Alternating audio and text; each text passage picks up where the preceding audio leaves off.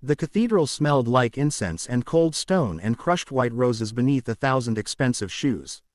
I stood at the altar with my spine straight and my chin lifted, lace sleeves trembling against my wrists as if they knew something I didn't yet allow myself to understand. The organ had stopped. The murmurs had started. All of New York's most dangerous families filled the pews, dark suits and sharper eyes, waiting to watch a union that was supposed to bind bloodlines and territories into something unbreakable. My father sat in the front row, hands folded, expression carved from granite. He didn't look at me. He didn't need to. This wedding was never about love. It was about survival. The man beside me finally turned. Luca Moretti's face was a study in controlled brutality, mid-40s, silver already threading through black hair, eyes like a winter ocean that had swallowed ships and never apologized. He wore a tailored tuxedo that cost more than most people's homes, and he wore it the way he wore everything, as armor. The priest cleared his throat. "If anyone, you're not needed as my wife." The words fell clean and sharp, slicing through the air. I turned to Luca, my breath catching so hard it hurt. "What?" He didn't lower his voice. He wanted everyone to hear. "This marriage weakens me. Caring is a liability. Loving you would be a liability. I won't afford either." Gasps rippled. Chairs scraped. Somewhere, a woman laughed nervously, then stopped. My cheeks burned, but I refused to cry. I had been raised better than that. In the Russo family, tears were a currency you never spent in public. "You agreed to this," I said quietly. "I agreed to consider it," he corrected, eyes already drifting past me to my father. "And I've reconsidered." The priest backed away as if the floor had turned to ice. My father stood slowly. The cathedral went silent. "This alliance," my father began. "Is unnecessary," Luca finished. "Your territory is bleeding. Your influence is shrinking. I don't need a bride to prove my dominance." That was the final humiliation. Not just rejecting me, but declaring my family disposable. I turned to the crowd then, to all of them watching me be discarded like an inconvenience. I lifted my skirt, stepped back from the altar, and walked down the aisle alone.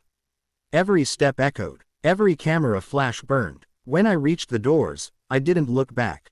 I didn't see Luca watching me leave. Months passed like open wounds refusing to scar. My name was dragged through whispered conversations in clubs and boardrooms. The girl he left at the altar. Men smiled at me with pity or hunger. Women looked relieved it wasn't them. I buried myself in work, moving money, smoothing disputes, acting as my father's shadow while federal pressure closed in. Then the threats started. Anonymous calls. Black SUVs idling too long outside our townhouse. A warehouse fire that burned too clean to be an accident. A rival family circling like sharks who smelled blood. Then the FBI came knocking. My father aged 10 years in a week.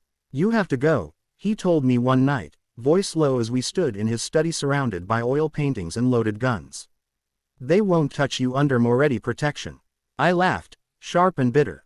"You want me to beg him? I want you alive." So I went. Luca Moretti's penthouse sat at the top of a skyscraper that stabbed the clouds, glass and steel and arrogance. Private elevator, armed guards, silence thick enough to suffocate. He was waiting when the doors opened. "You look thinner," he said, as if commenting on the weather. "You look exactly like the man who humiliated me," I replied. His mouth twitched. Not quite a smile. "You're here because you need something. I'm here because my father is being hunted. And I'm the safest monster in the city."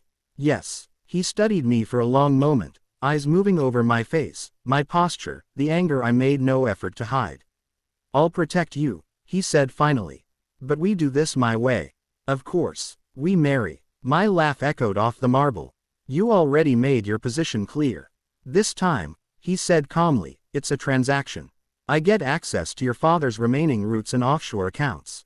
You get my name and my walls." "And love?" I asked, already knowing the answer. His gaze darkened. "Still unnecessary." I should have said no. I didn't. The second wedding was private. No cathedral. No flowers. Just signatures and silence. Now the car rolled through iron gates into Luca's estate outside the city, acres of manicured grounds and quiet menace. Night pressed against the windows.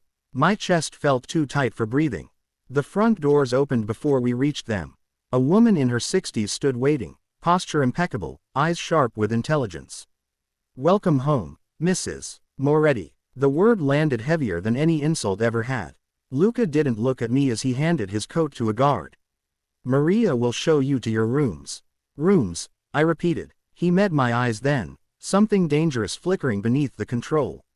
"Separate," he said, "for now." Maria gestured down a long corridor lit with soft gold light.